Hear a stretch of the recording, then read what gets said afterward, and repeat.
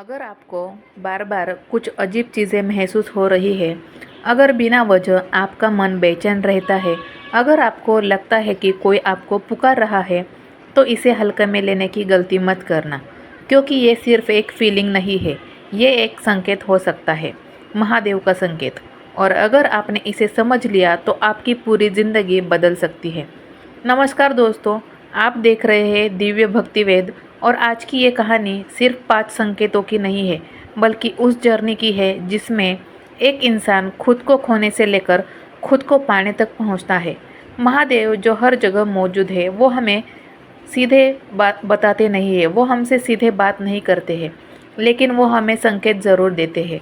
और ये संकेत हमारी ज़िंदगी के सबसे बड़े मोड़ बन सकते हैं, अगर हम उन्हें समझ लें। एक शहर की तेज़ रफ्तार ज़िंदगी में जहाँ हर कोई किसी न किसी मंजिल के पीछे भाग रहा था, वही एक ऐसा युवक भी था जो इस भीड़ का हिस्सा होते हुए भी खुद से बहुत दूर जा चुका था। उसकी ज़िंदगी बाहर से देखने पर बिल्कुल सामान्य लगती थी, ठीक ठाक नौकरी, कुछ दोस्त, एक ऐसा रूटीन जिसे लोग सेटल लाइफ कहते हैं। लेकिन उसके अंदर एक ऐसा सन्नाटा था, हर दिन वह खुद को बिजी रखता ताकि उसे सोचने का समय ही ना मिले।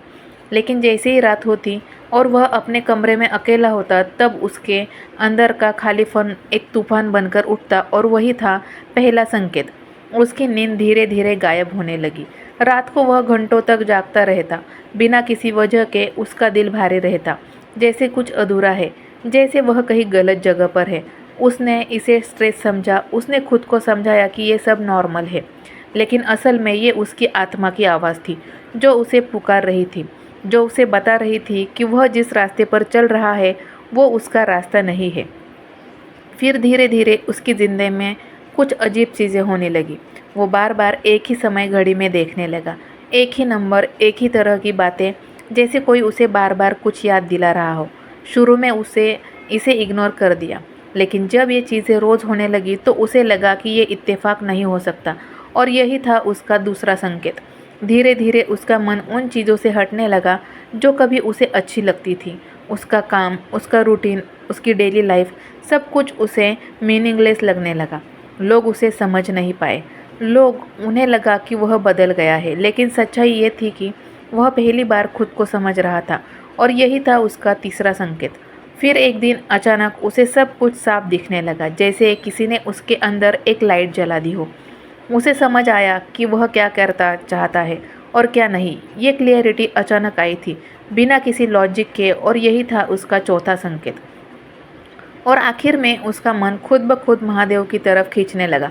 बिना किसी कारण, बिना किसी मजबूरी वह मंदिर जाने लगा, भजन सुनने लगा, और हर बार उसे एक अजीब सी शांति मिलती गई, वैसे ही जैसे हर जगह पर है। और यही था पांचवा और सबसे बड़ा संकेत। वही युवक जिसे महादेव के संकेत मिल रहे थे, लेकिन इस बार कहानी थोड़ी अड़ग मोल लेती है, क्योंकि इस बार उसने उन संकेतों को समझने की कोशिश नहीं की, बल्कि उन्हें नज़रअंदाज कर दिया। उसने खुद को समझाया कि ये सब बस एक वहम है, ये सब दिमाग का खेल है। और फिर वह उसी रास्ते पर चलता रहा जिस पर वह पहले चल रहा था। लेकिन अब उसकी ज़िंदगी धीरे धीरे बदलने लगी, और ये बदलाव अच्छे नहीं थे। पहले जो छोटी छोटी परेशानियां थी, अब वो बड़ी होने लगी। उसका काम बिगड़ने लगा, उसका मन और ज़्यादा बेचैन रहने लगा। वो जितना खुद को बिजी रखने की कोशिश करता, उतना ही वो अंदर से खाली होता जा रहा था, क्योंकि अब उसकी आत्मा उसे और ही ज़ोर से पुकार रही थी, लेकिन वह सुनना ही नहीं चाहता था। धीरे धीरे वह बहुत चिड़चिड़ा होने लगा, छोटी छोटी बातों पर गुस्सा आने लगा, लोगों से दूर रहने लगा। और सबसे बड़ी बात, अब उसे खुद से भी डर लगने लगा था, क्योंकि वह समझ नहीं पा रहा था कि उसके अंदर ये सब क्यों हो रहा है। एक दिन वह अपनी ज़िंदगी के सबसे बड़े फैसले के सामने खड़ा था। एक रास्ता जो उसे शांति की तरफ ले जा रहा था, और दूसरा जो उसे और ज़्यादा अंधेरे में धकेल सकता था। लेकिन क्योंकि उसने पहले ही संकेतों को नज़रअंदाज किया था, इस बार भी उसने वही गलती दोहराई और उसने गलत रास्ता चुन लिया। और फिर उसकी ज़िंदगी धीरे धीरे टूटने लगी। ना उसे शांति मिल रही थी, ना खुशी, बस एक खालीपन था जो हर दिन उसका बढ़ता ही जा रहा था। और अब उसे समझ आने लगा था कि उसने क्या खो दिया है। लेकिन यही आता है उसका टर्निंग पॉइंट। हर कहानी ख़त्म नहीं होती, यह कहानी भी यहाँ ख़त्म नहीं हुई थी, क्योंकि जब इंसान पूरी तरह टूट जाता है, तभी उसे असली सच्चाई समझ में आती है। एक दिन वह फिर से उसी मंदिर के सामने खड़ा था। इस बार उसके पास कोई सवाल नहीं था, सिर्फ पछतावा था। और शायद यही वो पल था जब उसे दूसरी बार मौका मिला था। वही युवक अब, जो कभी कभी अपनी ही जिंदगी में खोया गया था, जो संकेतों को समझ नहीं पाया था और जिसने गलत रास्ता चुन लिया था, आज वह उसी मंदिर में बैठा था। लेकिन इस बार वह अब पहले जैसा नहीं था। इस बार उसके अंदर सवाल नहीं थे, शिकायत नहीं थी, बस एक सच्चाई थी जिसे वह अब पूरी तरह समझ चुका था कि उसकी ज़िंदगी में जो कुछ भी हुआ वो सब उसे इस पल तक लाने के लिए था। उसने आंखें बंद की और पहली बार उसने कुछ मांगा नहीं, बस कहा, जो भी रास्ता सही है मुझे उसी पर चलाइए। और शायद यही वह पल था जब उसका असली परिवर्तन शुरू हुआ, क्योंकि वह इस बार कंट्रोल छोड़ चुका था। धीरे धीरे उसके अंदर शांति आने लगी। वही जिंदगी, वही दुनिया, लेकिन अब उसका नज़रिया बदल चुका था। अब वह हर परेशानी को एक संकेत की तरह देखने लगा, हर मुश्किल को एक लेसन की तरह। और सबसे खास बात, अब उसे डर नहीं लगता था, क्योंकि अब उसे पता था कि वह अकेला नहीं है। समय के साथ उसे अपनी ज़िंदगी बदलनी शुरू की, लेकिन इस बार उसने सिर्फ खुद के लिए नहीं सोचा, बल्कि उसने दूसरों की मदद करना भी शुरू कर दिया। उन लोगों को रास्ता दिखाना शुरू किया जो कभी उसकी तरह भटक रहे थे। और यही था उसका असली उद्देश्य।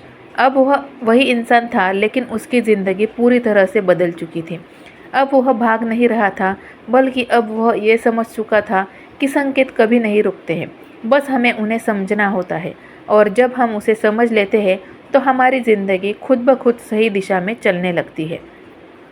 तो अगर आपको भी महादेव के संकेत मिल रहे हैं तो उन्हें पहचान लीजिए, क्योंकि वही संकेत है आपको आपकी असली मंजिल तक ले जाएंगे। और याद रखो, महादेव हमें कभी नहीं छोड़ते, हम ही उन्हें नज़रअंदाज कर देते हैं।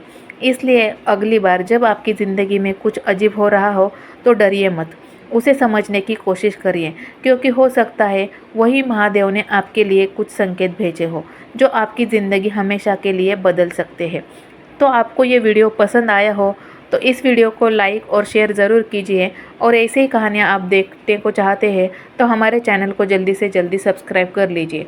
और अगर आप महादेव के भक्त हो और आप चाहते हैं कि महादेव आपकी ज़िंदगी बदल दे, तो कमेंट में हर हर महादेव